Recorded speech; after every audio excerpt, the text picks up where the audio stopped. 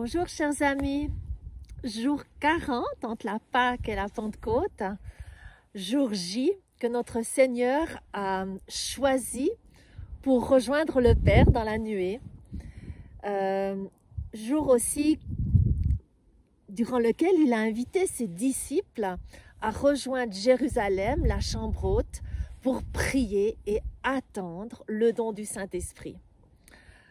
Pour les disciples, ce n'était certainement pas une grande surprise de recevoir l'Esprit Saint à la Pentecôte. Pourquoi? Parce que dans la tradition des prophètes, il était annoncé une unité entre l'Esprit et la loi qui permettrait à chaque individu d'avoir la loi au fond de son cœur. Cette unité qui permettrait d'intérioriser la loi, les révélations, la Torah, toutes les révélations que Moïse et les prophètes avaient données au peuple de Dieu. Donc il reste 10 jours stratégiques, le dernier petit coup de pouce pour escalader ces 50 jours durant lesquels je vous ai invité à considérer les qualités de Dieu. 10 jours pour considérer encore une fois où vous en êtes dans ces qualités que David exprime, qui appartiennent à Dieu et qui est dans la grande tradition d'Israël, ce que Moïse a vu de derrière. Et il nous permet d'intérioriser ces révélations sur le caractère de Dieu, auquel je vous ai invité de réfléchir, mais surtout d'agir et de vous laisser pénétrer de ces dimensions que David rappelle dans sa prière, où il parle de la grandeur, de l'amour de Dieu, de sa force, de sa capacité à se restreindre, à être dans la rigueur, à mettre des séparations, des jugements, pour permettre une synthèse qui est vraiment sa splendeur, sa beauté, qui fait éclater sa vérité dans cette harmonie entre l'amour et la justice. Où en êtes-vous dans cet élan à donner, tout en respectant l'autre et en apprenant à vous restreindre aussi? Où en êtes-vous dans cette expression de la vérité, non pas au niveau intellectuel, mais au niveau vraiment du cœur et de l'expérience? Ces dimensions ont toujours été illustrées dans la tradition d'Israël par des patriarches, des personnages de la Bible. Abraham, le chesed, l'amour. Isaac, rigueur, la justice. Jacob, qui devient ensuite Israël, cette harmonie, cet équilibre, cette beauté, cette vérité. Et puis, où en êtes-vous dans ce Netzach, cet élan qui persévère jusqu'à la victoire, jusque dans cette foi qui veut saisir l'éternité, illustrée par Moïse? Où en êtes-vous dans cette humilité de Hod qui est exprimé par Aaron, dans cette gratitude, dans cette possibilité de reconnaître l'autre plus grand que soi, d'apporter le shalom, la paix. Vous voyez toutes ces dimensions.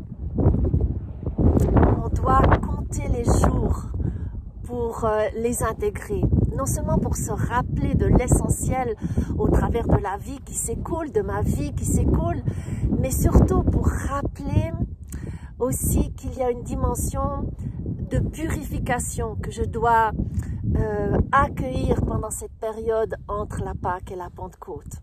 Voyez-vous, dans la Bible, surtout dans le Lévitique, chaque fois qu'il est demandé de compter des jours, c'est en lien avec la notion de purification, que ce soit pour les femmes, pour les lépreux. Donc, compter les jours entre la Pâque et la Pentecôte, c'est vraiment intégrer le fait d'entrer dans un chemin de sanctification, pour s'évaluer, pour prendre conscience où j'en suis dans ces différentes dimensions. Et il reste la dimension de Yesod, dans la possibilité de m'attacher, de tenir mes alliances fidèlement, d'aller dans une fécondité et une créativité débordante pour la gloire de Dieu. Et où en suis-je dans la malroute? Cette capacité de réceptivité, de faire un nid pour cette semence qui est déposée en moi par l'Esprit Saint.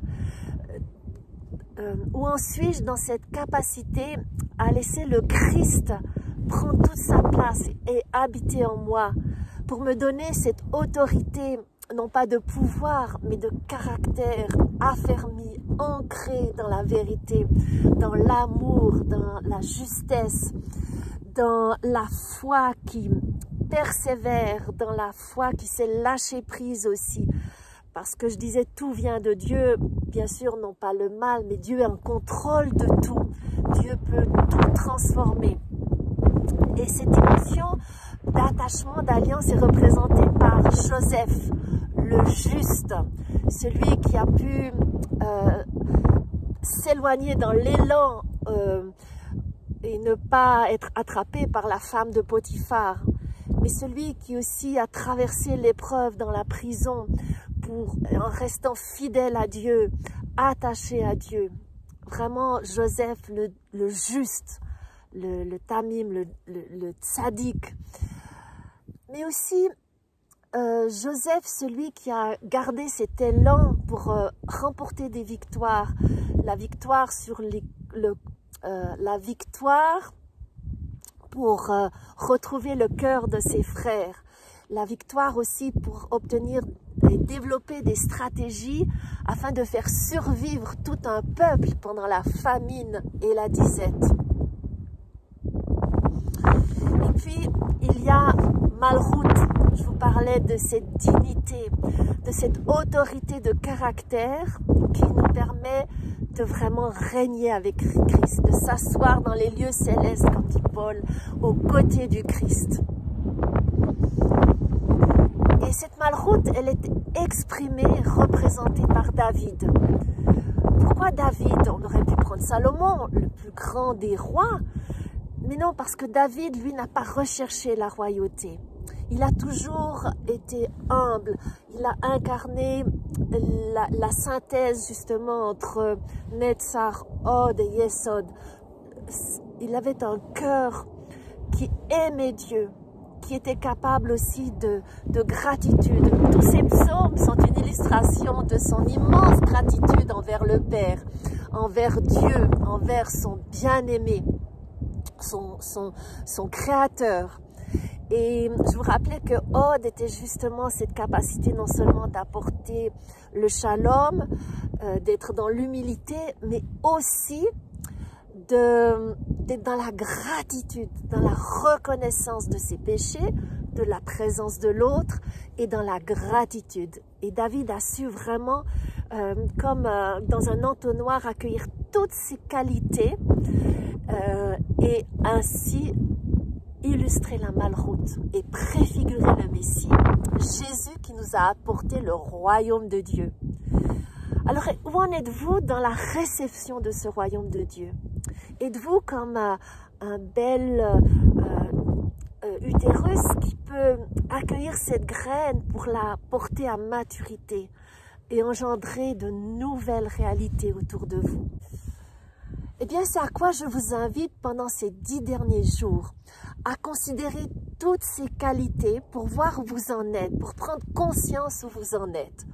Peut-être qu'il est temps de faire un bilan et de remarquer que cette liberté à laquelle vous avez été appelés grâce à la libération de l'Égypte, grâce à la croix qui vous libère du péché, de remarquer que cette liberté qui vous est donnée par la justification, par le sang du Christ, et bien que maintenant il est temps d'entrer dans la sanctification. Et ce bilan, il est là, entre la Pâque et la Pentecôte, pour vraiment aspirer à être arrosé à nouveau, rempli, comme dit Paul, jusqu'à toute la plénitude, jusqu'à tout le pléroma de l'Esprit Saint.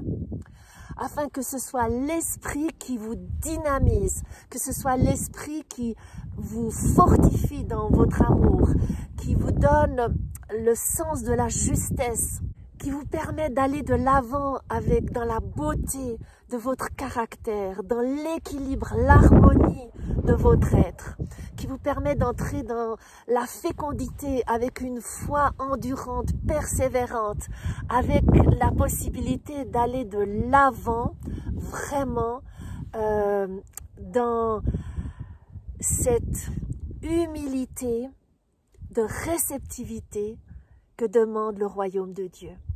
C'est vraiment Jésus qui met le comble à son amour en devenant serviteur et qui lave les pieds de ses disciples.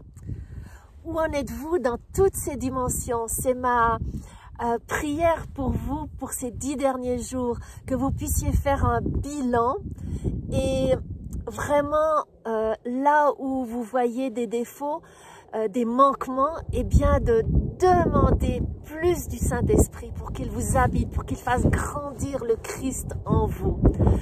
Donc vraiment tout le meilleur pour cette Pentecôte et que vous soyez arrosés abondamment de l'Esprit Saint pour que vous soyez remplis de tout son pléroma, de toute sa plénitude. Non seulement vous, mais vos familles, vos communautés, la région dans laquelle vous habitez et le pays que vous représentez. Soyez bénis, bénis et remplis jusqu'à ras-bord de l'Esprit Saint en cette Pentecôte 2023. Au revoir et à bientôt.